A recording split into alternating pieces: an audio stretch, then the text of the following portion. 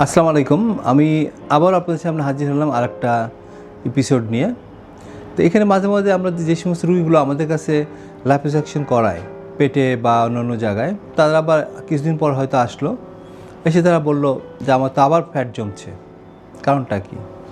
তো বেশিরভাগ ক্ষেত্রে দেখা যায় যে আমরা যেটা বলে থাকি সবসময়, যে ডায়েট অ্যান্ড এক্সারসাইজ তার কখনো বিকল্প হতে পারে না লাইপোসাকশন। সুতরাং এইটা হলো প্রিরিকুইজিট, এটা মানতে হবে। কিন্তু এখন আমি এমনও দেখেছি যে সকালে লাইপোসাকশন করে দিচ্ছি, সন্ধ্যার সময় যাই দেখি সে বিরিয়ানির প্যাকেট নিয়ে এসে বসতেছে। সে যখন আমি ঢুকছি তখন সে হয়ে গেছে যে বিরিয়ানি খাচ্ছে। তা এই ধরনের রুগীকে কিছুদিন পরে দেখলাম যে মাস ছয়েক পরে সে আবার আসছে আমার কাছে লাইপোসাকশন করতে। তো পেটে জমছে, তো এদের তো জমবেই।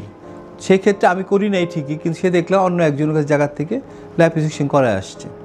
তো কারণটা কি তাহলে? কারণটা হলো কিছু নিয়ম মানতে হয়, সব কিছু নিয়ম আছে। আমাদের যে ফ্যাটগুলো থাকে লাইপোসাকশন করলে একটা বড় সংখ্যক ফ্যাট বের করে দিই আমরা, কিন্তু কিছু ফ্যাট সেল কিন্তু থেকে যায়। আর ফ্যাট কিন্তু যা ডেভেলপ করে 8 বছরের আগে, 8 বছর পর আর কোনো ফ্যাট ডেভেলপ করে না। সেটা হচ্ছে যে ফ্যাট সেলগুলো থাকে সেটা বড় হয়ে যায় রসগোল্লার মতো, ওই জন্য এত ফ্যাট জমে। এখন আমরা যখন লাইপোসাকশন করে ফ্যাটটা বের করে দিই, কেউ যদি ডায়েট মেনে চলে এবং তার এক্সারসাইজটা সে ঠিক রাখে।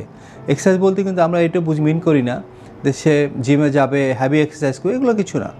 সে জাস্ট হাঁটাচলা করবে, দিনের মধ্যে হয়তো সপ্তাহে 3 দিন 45 মিনিট করে, অথবা 5 দিন 15 মিনিট করে, বা 20 মিনিট করে, বা 30 মিনিট করে হাঁটাচলা করবে একটা, মানে অর্থাৎ তার হাঁটার জন্যই সে হাঁটতে হবে, নট দ্যাট যে আমি কাজ করতেছি হাঁটা, ওই হাঁটায় হবে না। তা এবং ডায়েট বলতে আমরা বুঝি না যে না খায় থাকতে না, একটা ব্যালেন্স ডায়েট যেটা বলা হয় যে তার মধ্যে প্রোটিন, ফ্যাট, কার্বোহাইড্রেট থাকবে, কিন্তু অতিমাত্রায় না। এবং যথাসম্ভব আমাদের কিছু কিছু বেশি ফ্যাটযুক্ত যে খাবারগুলো আছে এগুলো অ্যাভয়েড করতে হবে। যদি আমরা এগুলো খাবারগুলোকে অ্যাভয়েড করি, অতিরিক্ত চিনি অ্যাভয়েড করতে পারি, তাহলে দেখা যায়, এবং এই হালকা এক্সারসাইজগুলো যদি করি তাহলে কিন্তু এর আসবে না। কিন্তু যদি এক্সারসাইজ বাদ দিয়ে আমরা ইচ্ছামতো বিয়েবাড়িতে গেলাম, কাচ্চি খাইলাম, এটা খাইলাম, এবং খাসির মাংস, গরুর মাংস রেগুলার খাওয়া শুরু করলাম, অনেক খাবার খেলাম, তাহলে কিন্তু আবারও আসবে এটা। এখানে কারণ ফ্যাট সংখ্যা চলে গেল, ঠিক কমে গেল, ওই যে ফ্যাটগুলো থাকলো ওগুলো কিন্তু আবার বড় বড় ফুলে যাবে, ফুলে যাওয়াতে আবার ফ্যাট চলে আসবে। সেই জন্য ডায়েট এবং এক্সারসাইজ যদি কেউ কন্টিনিউ করে তাহলে কখনই ব্যাক করবে না এই ফ্যাট, অতিরিক্ত ফ্যাট। আর না করলেই ফ্যাট আবার আসতে পারবে। কাজেই আপনার কিছু নিয়মকানুন পালন করেন, ভালো থাকবেন।